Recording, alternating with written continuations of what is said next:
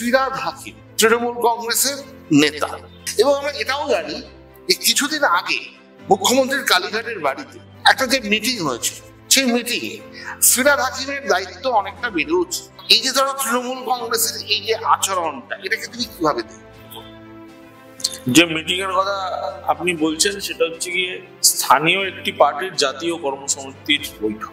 যে পার্টিটা রাজ্যের বাইরে কোনো অস্তিত্ব নেই, সেই পার্টির জাতীয় কর্মসমিতির বৈঠকে এই সিদ্ধান্ত হয়েছিল যে ফিরহাদ হাকিম তিনটি ওনাদের যে নীতি নির্ধারণ কমিটি, সেই নীতি নির্ধারণ কমিটিতে ফিরহাদ হাকিমকে রাখা হয়েছিল। ফিরহাদ হাকিমের যে বক্তব্য, সেই বক্তব্য অত্যন্ত দুর্ভাগ্য, এবং এর আগেও ইনি এইরকম অবান্তর সাম্প্রদায়িক উস্কানিমূলক কথাবার্তা বলেছিলেন। তারপরেও উনি শোধরান।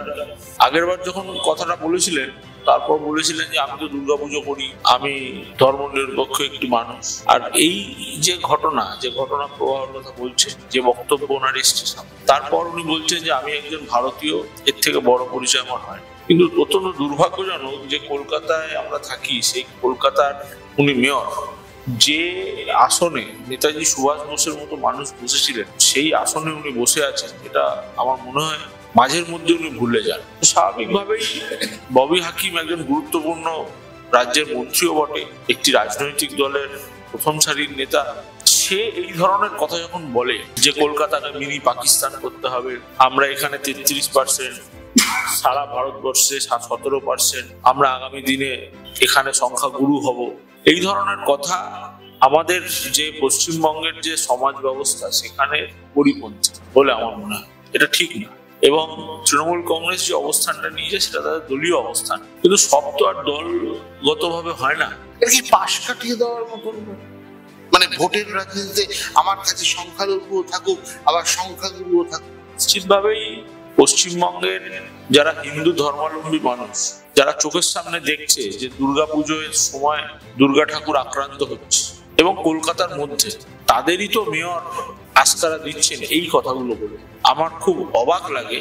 কিছু কিছু সময় উত্তর খুঁজে পাই না যে পরাম্ভর দুর্গোৎসব এত ঘটা করে মায়ের জন্য রক্তদান করেন, যে পরাম্ভর দুর্গোৎসব দুর্গাপুজোর সংগঠন, দুর্গাপূজা ইনটেঞ্জেবল কালচারাল হেরিটেজ হয়েছে বলে ফি বছর সেটার উদযাপন করেন, খুব ভালো কাজ, মানে তাতে কোনো আপত্তি নেই। কিন্তু তার সাথে সাথে যখন মা দুর্গা আক্রান্ত হয়, তখন ফোরামঘর দুর্গোৎসবের সঙ্গে যুক্ত একটি ক্লাবকেও আমরা রাস্তায় দেখতে পাই। এটা খুব দুর্ভাগ্যজনক। যখন তিলোত্তমার বিচারের জন্য সারা পশ্চিমবাংলা সাধারণ মানুষ থেকে বিশিষ্টজনরা রাস্তায় নামে, তখন ফোরামঘর দুর্গোৎসবকে রাস্তায় দেখা যায়। কার প্রতি এই আনুগত্য আমার জানা নেই, তবে আজকে মা দুর্গা আক্রান্ত, ফিরহাদ হাকিম যে ধরনের কথাবার্তা বলছেন, এটা তার মনের কথা। আমি স্বতঃস্ফূর্তভাবে একটা কথা বললাম, বলার পর পারিপার্শ্বিক চাপ আসার পর আমি বললাম যে আমি ভারতীয়, আমি মা দুর্গার পূজা করি।